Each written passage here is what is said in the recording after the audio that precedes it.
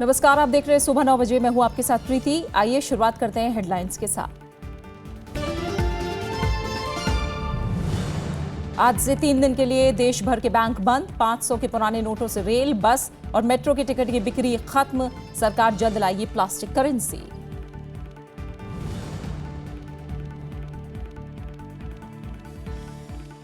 पूर्व वायुसेना प्रमुख एसपी त्यागी की अदालत में पेशी आज। सीबीआई ने कल त्यागी समेत 3 लोगों को किया था गिरफ्तार। अगस्ता वेस्टलैंड हेलीकॉप्टर मामले में घूस लेने का आरोप।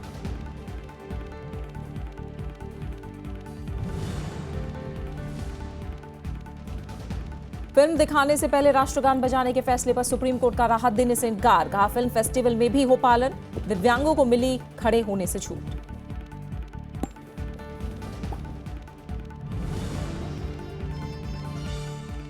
राजस्थान हाईकोर्ट ने रद्द किया विशेष पिछड़ा वर्ग आरक्षण अधिनियम। कहा संविधान के खिलाफ जाकर नहीं दे सकते सुविधा। गुर्जर नेताओं के आंदोलन की चेतावनी।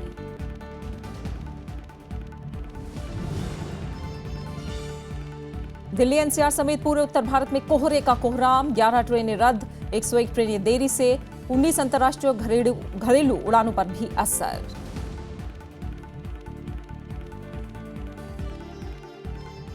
नोटबंदी के बाद से नकदी की किल्लत झेल रहे लोगों के लिए आने वाले 3 दिन काफी परेशानी भरे हो सकते हैं। आज से लेकर सोमवार तक बैंक बंद रहेंगे। शनिवार और रविवार को बैंकों का अवकाश है, जबकि सोमवार को मिलादुल नबी की छुट्टी है। इसके चलते शुक्रवार को बैंकों में लंबी कतारें देखी गई। वहीं सरकार ने शुक्रवार को कहा कि नोटों की नकल रोकने के लिए बाजार में जल्द ही प्लास्टिक करेंसी उतारी जाएगी। बाजार में 500 और 2000 रुपए के नए नोट आने के बाद केंद्र सरकार ने प्लास्टिक की करेंसी भी उतारने का फैसला किया है। शुक्रवार को वित्त राज्य मंत्री अर्जुन राम मेघवाल ने लोकसभा में लिखित जवाब में बताया कि सरकार ने प्लास्टिक या पॉलिस्टर की परत वाले बैंक नोटों की छपाई का फैसला लिया है और इसके लिए सामग्री की खरीद की प्रक्रिया भी शुरू हो चुकी है। देखिए, जो फेक करेंसी है उसको रोकना और जो करेंसी हम जारी करते हैं उसको ट्रैकिंग करना, उसकी नंबरिंग और उसको, तो इसमें जो पेपर करेंसी है उससे प्लास्टिक करेंसी में आसान होता है, इसलिए प्रोसेस हमने ऑन कर रखा है। उधर 500 रुपए के पुराने नोटों से रेल, मेट्रो और राज्य परिवहन की बसों के टिकट खरीदने की रियायत बीती रात से खत्म हो गई है। पहले ये छूट 15 दिसंबर तक दी गई थी। अब रेल यात्रा के दौरान खाने पीने की चीजें खरीदने के लिए पुराने नोट इस्तेमाल नहीं किए जा सकेंगे। वहीं नोटबंदी के बाद नकदी की किल्लत झेल रहे लोगों को अगले 3 दिनों तक ज्यादा परेशानी का सामना करना पड़ सकता है।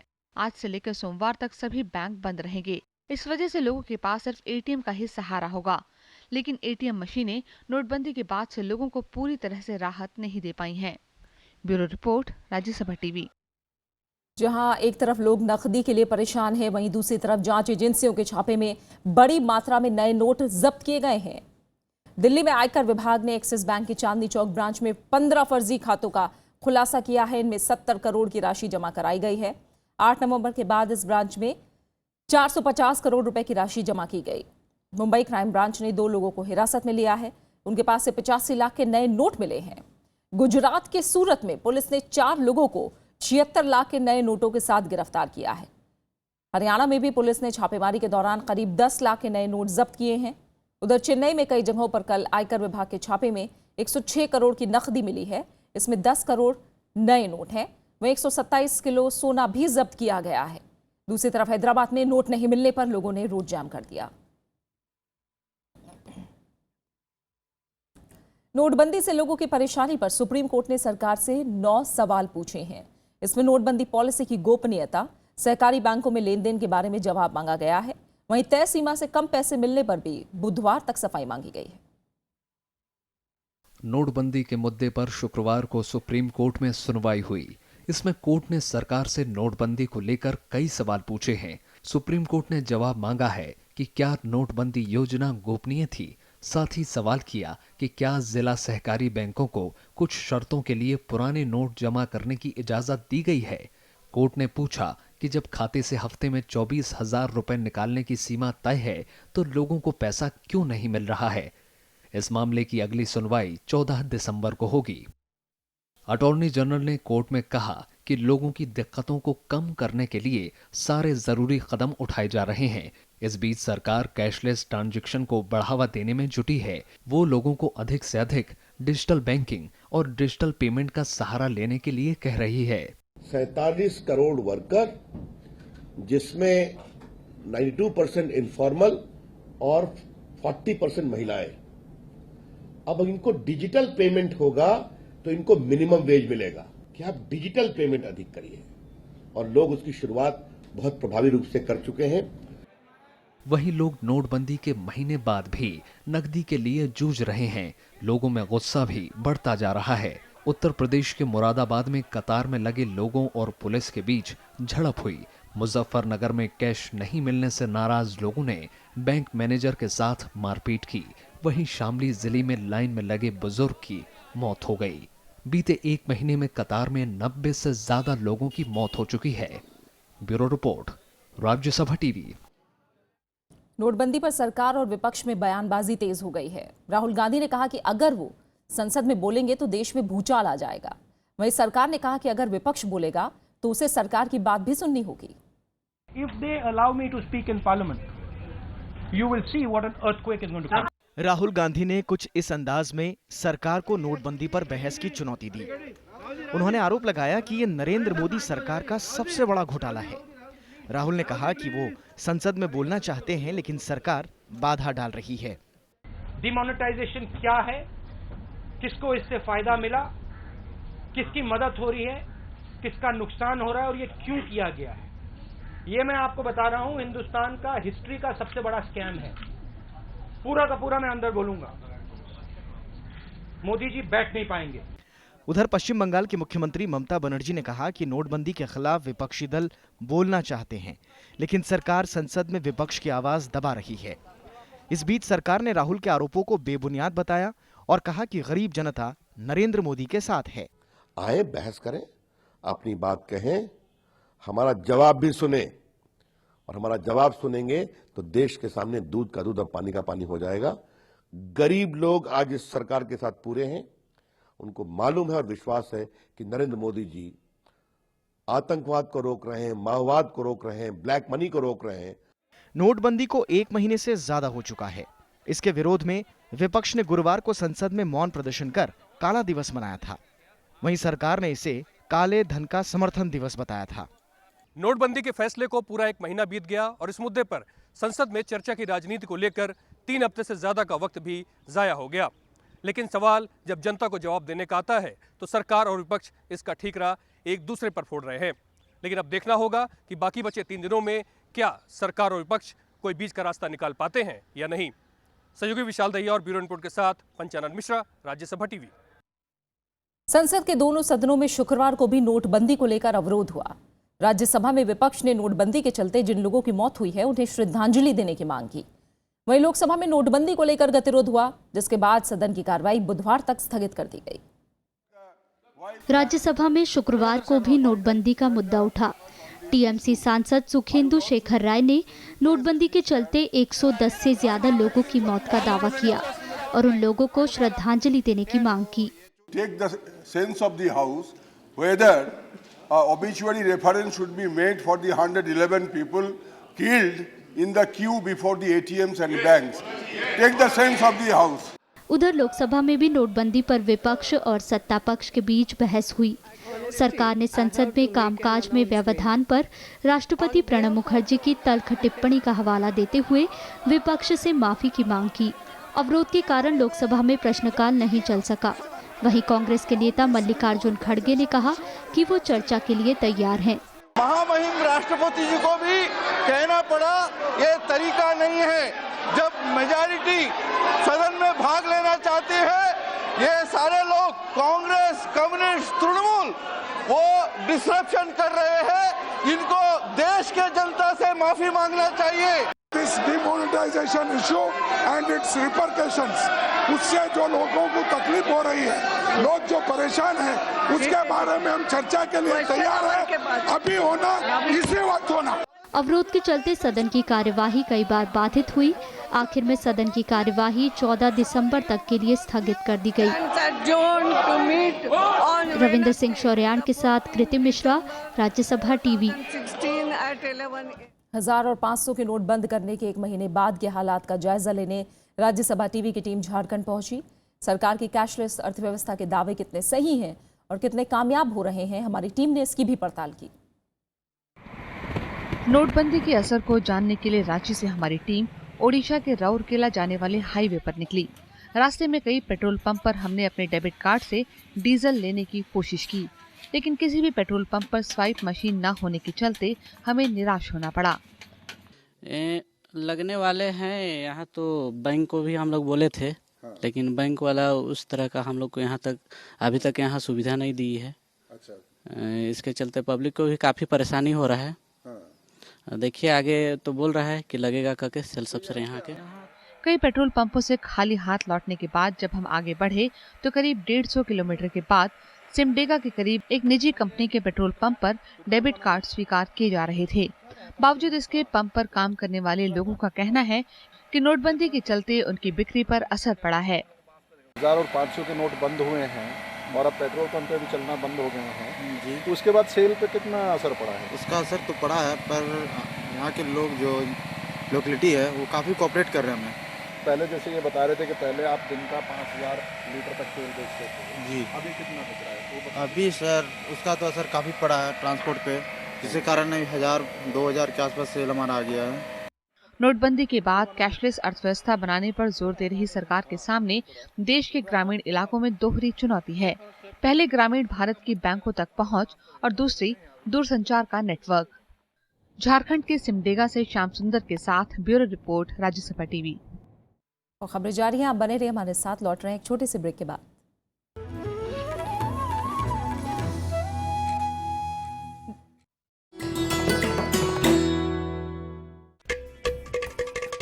घटम प्राचीन दक्षिण भारतीय ताल वाद्य जब बजता है तो सृष्टि के 5 तत्वों धरा, जल, वायु, अग्नि और आकाश के स्वर को इसकी धुन में किया जा सकता है महसूस।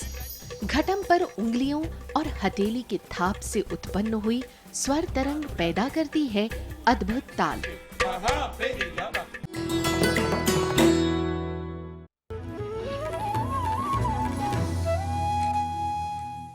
राजस्थान में गुर्जरों समेत 6 जातियों को आरक्षण देने वाले एसबीसी आरक्षण अधिनियम को राजस्थान हाईकोर्ट ने रद्द कर दिया है। विधेयक को चुनौती देने वाली याचिकाओं पर सुनवाई करते हुए कोर्ट ने कहा कि संविधान के खिलाफ जाकर कुल 50% से ज्यादा आरक्षण नहीं दिया जा सकता। इसके अलावा कोर्ट ने आयोग की रिपोर्ट को भी नाकाफी बताया। राजस्थान हाईकोर्ट ने राज्य सरकार को 22 दिसंबर 2010 को पूरे आरक्षण व्यवस्था को रिव्यू करने के लिए कहा था, लेकिन आयोग की ओर से ऐसा नहीं किया गया। कोर्ट ने कहा कि आयोग ने 82 में से 25 जातियों का अध्ययन ही नहीं किया। कोर्ट के इस फैसले के बाद अब गुर्जरों को एसबीसी के तहत 5% आरक्षण नहीं दिया जाएगा। फैसले पर गुर्जर नेताओं ने नाराजगी जताई है। गुर्जर आरक्षण संघर्ष समिति के प्रवक्ता हिम्मत सिंह ने अपनी मांगों को लेकर एक बार फिर मुखर होने की चेतावनी दी है। उन्होंने राजस्थान हाईकोर्ट में आरक्षण बिल रद्द होने के लिए राज्य सरकार को दोषी ठहराया है। बिल्कुल जानबूझ के किया है। 15 महीने तक बिल को पास किया और उसके बाद में बिल रोका गया, हाईकोर्ट से रुका, तो ये सरकार की नाकामी है। अब आपका नेक्स्ट मूव क्या है? हम सरकार से जो पहले का जो निर्णय है वो निर्णय पे हैं। हम तो वही आंदोलन करेंगे, वही सरकार को देखेंगे कि सरकार ने क्यों हमारे साथ धोखा किया।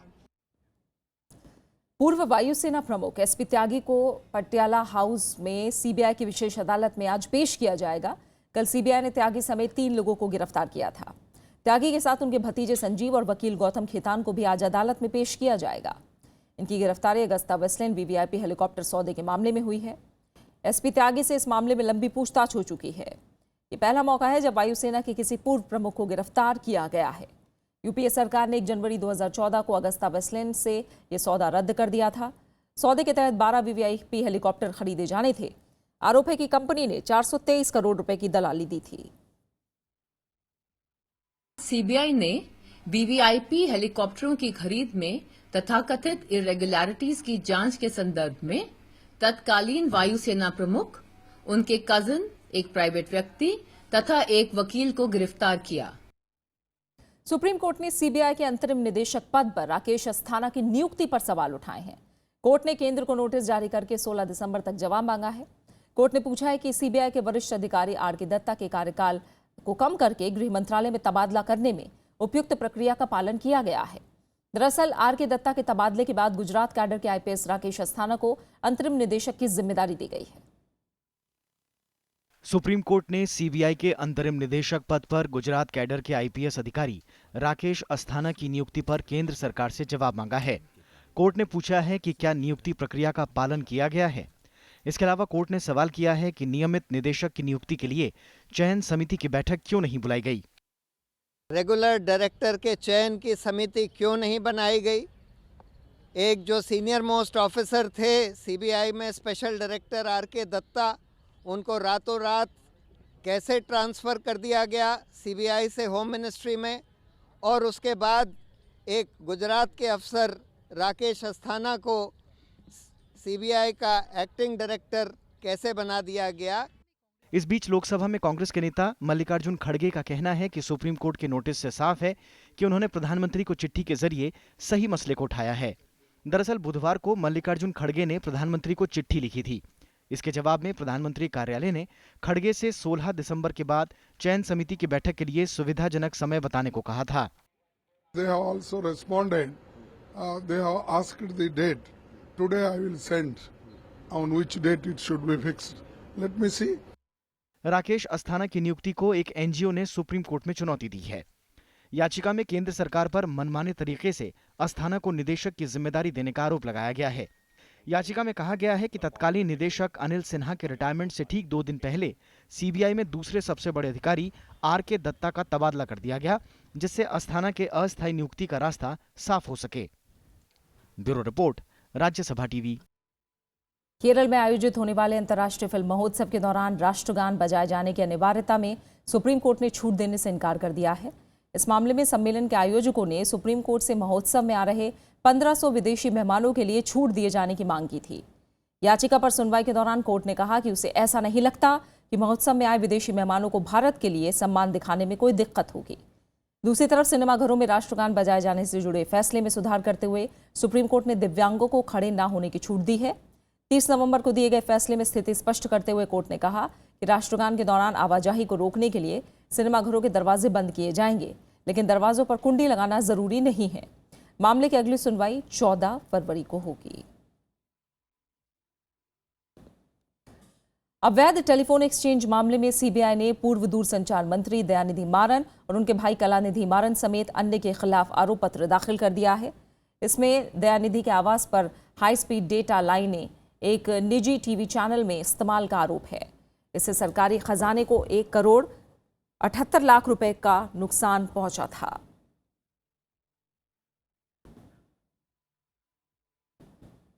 भारत और वियतनाम के बीच सैन्य परमाणु समझौता हो गया है। शुक्रवार को दोनों देशों के बीच 4 समझौतों पर हस्ताक्षर हुए। भारत दौरे पर आई वियतनाम की नेशनल असेंबली के अध्यक्ष ने प्रधानमंत्री नरेंद्र मोदी से मुलाकात की। प्रधानमंत्री ने दोनों देशों के रिश्ते को और मजबूत होने की उम्मीद जताई है। भारत ने चीन के पड़ोसी देश वियतनाम के साथ एटमी करार कर लिया है। शुक्रवार को हुए असैन्य परमाणु सहयोग समझौते के साथ दोनों देशों के बीच विमानन संपर्क को विस्तार देने, ऊर्जा दक्षता को लेकर संयुक्त रूप से काम करने और संसदीय सहयोग को बढ़ाने के लिए करार हुआ। लोकसभा अध्यक्ष सुमित्रा महाजन और वियतनाम की नेशनल असेंबली के अध्यक्ष गुएन थी किन की मौजूदगी में इन समझौतों पर हस्ताक्षर किए गए। संसदीय कार्य प्रतिनिधि मंडल का नेतृत्व कर रही गान ने प्रधानमंत्री नरेंद्र मोदी से भी मुलाकात की। प्रधानमंत्री ने कहा कि समझौते से भारत और वियतनाम के बीच रणनीतिक साझेदारी और मजबूत होगी। भारत वियतनाम समेत 14 देशों के साथ असैन्य परमाणु समझौता कर चुका है। वियतनाम के साथ हुई एटमी डील को भारत की कूटनीतिक जीत माना जा रहा है। दक्षिण चीन सागर के मुद्दे पर भारत और वियतनाम चीन के अड़ियल रुख की आलोचना भी कर चुके हैं। गुएन थी किमगान 4 दिन की भारत यात्रा पर हैं। इसी साल सितंबर में प्रधानमंत्री नरेंद्र मोदी ने भी वियतनाम का दौरा किया था। मोहम्मद फातेह टीपू के साथ bureau report, Rajya Sabha TV. Andaman के हैवलॉक और नील द्वीप पर फंसे 2376 पर्यटकों को सुरक्षित निकाल लिया गया है। इनमें 300 से ज्यादा विदेशी पर्यटक भी शामिल हैं। सभी पर्यटकों को पोर्ट ब्लेयर लाया गया है। भारी बारिश और चक्रवाती तूफान जैसे मौसम की वजह से ये लोग 5 दिसंबर से हैवलॉक और नील द्वीप पर फंसे हुए थे। शुक्रवार को मौसम साफ होते ही नौसेना, तटरक्षक बल, वायुसेना और केंद्र शासित प्रदेश प्रशासन ने संयुक्त बचाव अभियान शुरू कर दिया। 7 जहाजों 6 हेलीकॉप्टरों के जरिए पर्यटकों को इन द्वीपों से निकाला गया। तूफानी मौसम की वजह से जान माल के नुकसान की कोई खबर नहीं है। उधर आपदा प्रबंधन विभाग ने मछुआरों को फिलहाल समुद्र से दूर रहने की सलाह दी है। विभाग का कहना है कि मौसम के हालात अभी और बिगड़ सकते हैं। दिल्ली एनसीआर समेत पूरे उत्तर भारत में कोहरे की वजह से जनजीवन थम गया है। सुबह से ही कोहरे की घनी चादर के चलते लोगों को खासी दिक्कतों का सामना करना पड़ रहा है। सड़कों पर दृश्यता नहीं के बराबर है। सबसे ज्यादा परेशानी मुसाफिरों को हो रही है। रेलवे स्टेशनों पर ट्रेनों का इंतजार लंबा हो गया है। कोहरे के चलते 11 ट्रेनों को रद्द करना पड़ा है, वहीं 101 ट्रेनें देरी से चल रही हैं। 18 ट्रेनों के समय में बदलाव करना पड़ा है। बात अगर हवाई सेवा की करें तो 5 अंतर्राष्ट्रीय उड़ानों समेत कुल 19 उड़ानों पर असर पड़ा है। कोहरे के चलते पिछले कई दिनों से सड़क, रेल और हवाई यातायात अस्त व्यस्त है। औद्योगिक उत्पादन में भारी कमी आई है। अक्टूबर में आईआईपी की दर -1.9% रही। सितंबर में यह दर 0.7% रही थी। सबसे बड़ी कमी विनिर्माण क्षेत्र में आई है। विनिर्माण क्षेत्र की विकास दर -2.4% रही। कैपिटल गुड्स का उत्पादन भी -25.6% रहा। खनन क्षेत्र की वृद्धि दर गिरकर -3.1% पर पहुंच गई। साल दर साल के आधार पर अप्रैल से अक्टूबर के बीच ये दर 4.8% से घटकर 0.3% पर पहुंच गई।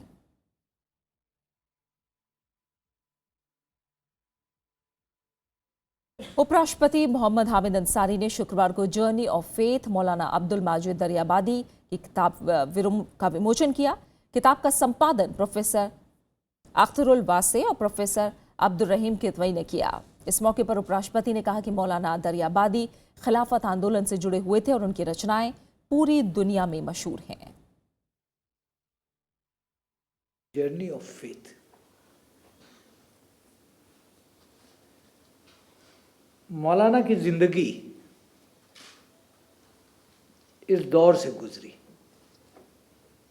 उनकी जिंदगी का एक दौर था जबकि अकीदे से दूर थे और फिर उन्होंने सफ़र किया अकीदे की तरफ, और इस हद तक कि उनकी तमाम मकतूबात जो हैं, जैसा कि आपने जिक्र किया, सारी दुनिया में मशहूर हुई। कुछ अहम अंतर्राष्ट्रीय खबरें। दक्षिण कोरिया की संसद ने राष्ट्रपति पार्क गुन-हे के खिलाफ महाभियोग प्रस्ताव मंजूर कर लिया है। अब उनके सारे अधिकार प्रधानमंत्री को मिल जाएंगे। महाभियोग का प्रस्ताव संवैधानिक कोर्ट में जाएगा। वहां से मंजूरी मिलने के बाद पार्क गुन-हे को राष्ट्रपति पद छोड़ना होगा। राष्ट्रपति पर अपनी एक दोस्त चोई सुन-सिल को फायदा पहुंचाने का आरोप है। महाभियोग प्रस्ताव में राष्ट्रपति पर सत्ता के दुरुपयोग से लेकर घूसखोरी तक का आरोप है। पार्क गुन-हे की दोस्त के खिलाफ आरोपों की जांच करने वाली एजेंसी ने राष्ट्रपति को भी संदिग्ध माना है। इसके बाद हजारों नागरिकों ने राष्ट्रपति का इस्तीफा मांगते हुए प्रदर्शन किया था। नाइजीरिया के पूर्वोत्तर शहर मादागले कस्बे के एक बाजार में हुए 2 बम विस्फोटों में 56 लोगों की मौत हो गई, जबकि इस घटना में दर्जनों लोगों के घायल होने की खबर है। सेना के एक प्रवक्ता ने समाचार एजेंसी एएफपी को बताया कि 2 महिला आत्मघाती हमलावरों ने भीड़भाड़ वाले एक बाजार में धमाकों को अंजाम दिया। चश्मदीदों के मुताबिक अनाज और सब्जी बाजार में दोनों विस्फोट हुए। अभी तक किसी भी समूह ने हमले की जिम्मेदारी नहीं ली है। हालांकि चरमपंथी समूह बोको हराम ने इससे पहले देश में कई आत्मघाती बम धमाके करवाए हैं।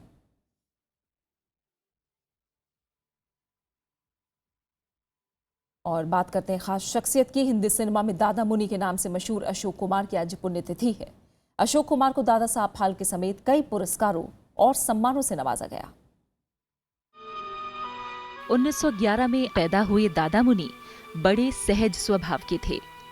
उनका जन्म बिहार के भागलपुर में हुआ। करीब 6 दशक तक बेमिसाल अभिनय से दर्शकों को रोमांचित करने वाले दादा मुनि ने जीवन नैया फिल्म से बतौर अभिनेता फिल्मी सफर की शुरुआत की। धीरे धीरे आरे बादल, धीरे आरे बादल, धीरे धीरे जा, मेरा बुलबुल सो रहा है, मेरा बुलबुल। अशोक कुमार ऐसे हीरो के तौर पर सामने आए जिन्होंने अपनी अदायगी में सहजता और स्वाभाविकता दिखाई। अशोक कुमार के अभिनय को देखकर लोगों ने उन्हें पलकों पर बिठाया। उन्होंने पाकीज़ा, बहू बेगम, एक ही रास्ता, बंदिश, चलती का नाम गाड़ी और आशीर्वाद जैसी फिल्मों में काम किया। यहाँ चलती को गाड़ी कहते हैं प्यारे बम बम बम। नायक की भूमिका के बाद दादा मुनि ने चरित्र भूमिकाओं को भी निभाया। इस मुकाम पर भी अशोक कुमार ने बेहतरीन अभिनय किया। अशोक कुमार पर कई गाने भी फिल्माए गए। रेलगाड़ी छुक छुक छुक छुक छुक छुक छुक, बीच वाले स्टेशन बोले रुक रुक रुक रुक रुक रुक रुक रुक, लोहे की सड़क, लोहे की सड़क। 1999 में उन्हें हिंदी फिल्मों में योगदान के लिए पद्म भूषण से सम्मानित किया गया। अशोक कुमार को दादा साहब फाल्के समेत कई पुरस्कारों और सम्मानों से नवाजा गया। साल 2001 में 10 दिसंबर को दादा मुनि ने दुनिया को अलविदा कह दिया। Bureau report, Rajya Sabha TV. और अब आखिर में हेडलाइंस। आज से 3 दिन के लिए देश भर के बैंक बंद। 500 के पुराने नोटों से रेल, बस और मेट्रो के टिकट की खरीद बिक्री खत्म। सरकार जल्द लाएगी प्लास्टिक करेंसी।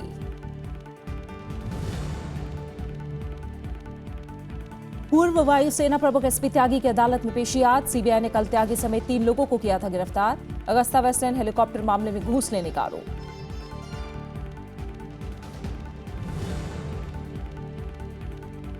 फिल्म दिखाने से पहले राष्ट्रगान बजाने के फैसले पर सुप्रीम कोर्ट का राहत देने से इनकार। कहा फिल्म फेस्टिवल में भी हो पालन, दिव्यांगों को मिली खड़े होने से छूट।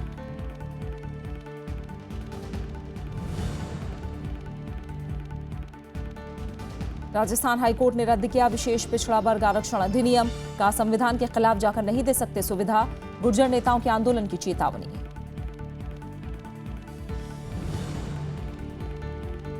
दिल्ली एनसीआर समेत पूरे उत्तर भारत में कोहरे का कोहराम। 11 ट्रेनें रद्द, 101 ट्रेनें देरी से। 19 अंतर्राष्ट्रीय और घरेलू उड़ानों पर भी असर। फिलहाल इस बुलेटिन में इतना ही। आगे देखिए कलम गवाह है। नमस्कार।